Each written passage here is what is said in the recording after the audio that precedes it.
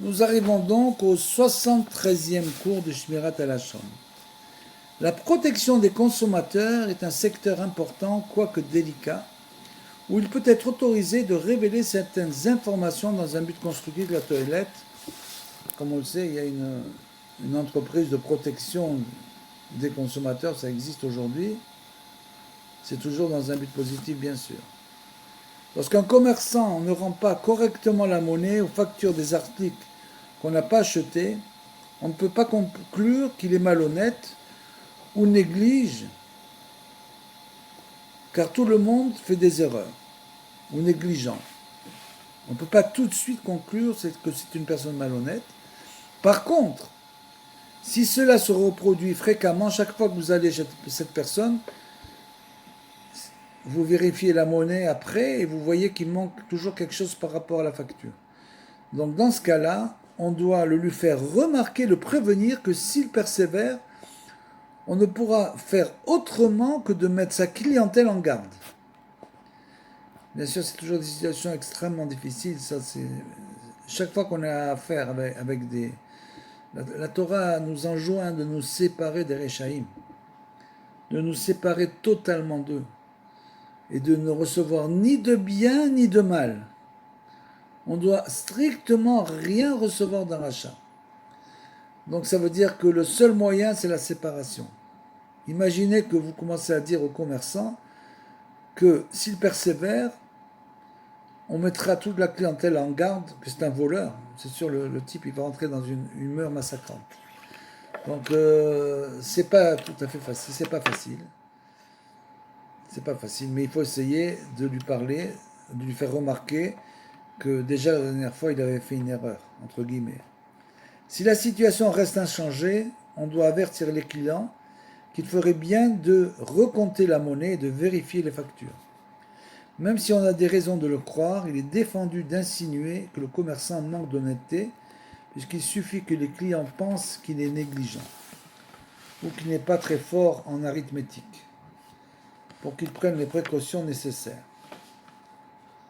On n'a pas, puisque c'est d'arrêter la parnassa d'une personne, c'est une chose extrêmement compliquée. Il faut faire très attention à cela aussi.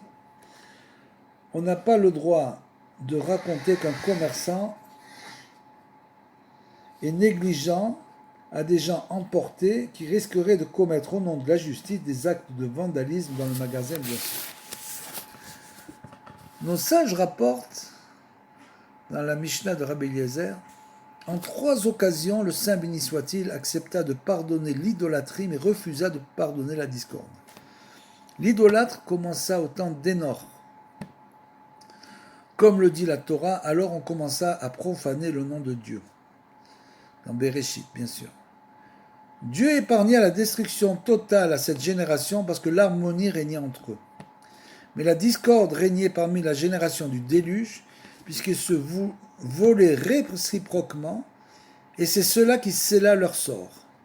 Comme il est dit, la fin de toutes les créatures est arrivée devant moi parce que la terre, à cause d'elle, est remplie de vol. Donc c'est le vol qui a été la goutte qui a fait déborder le vase. Dans le désert, Dieu pardonna la faute du veau d'or, mais il refusa de pardonner lorsque la discorde éclata au sein du peuple. Chaque fois qu'éclatèrent des querelles, un sévère châtiment s'ensuivit, l'histoire de Korah le prouve amplement. Lorsque l'idole de Micha fut érigée, Dieu préserve, Dieu leur laissa le temps de se repentir parce que la paix régnait au sein du peuple. C'est pourquoi il est écrit, les enfants de Dan dressèrent l'idole à leur usage, et Jonathan, fils de Gershom, fils de Ménaché, ainsi que ses descendants servirent de prêtres à cette tribu jusqu'au jour où elle fut exilée du pays. C'est écrit dans Shoftim 18-30. En revanche, lorsque les 10 tribus entrèrent en lutte avec les tribus de la tribu de Yehuda et de Benjamin, les uns devinrent une source de punition pour les autres, comme il est dit, Avia, ce qui était le roi de Yehuda, et son peuple leur infligèrent une grande défaite. 500 000 hommes d'élite tombèrent en Israël. Et lorsque les tribus de Yehuda et de Benjamin péchèrent, les 10 tribus vinrent les attaquer, comme il est écrit, Pékar, fils de Remaliaou, tua 120 000 hommes en un jour. Cela nous montre bien comment chacun des adversaires devint l'instrument du châtiment des autres.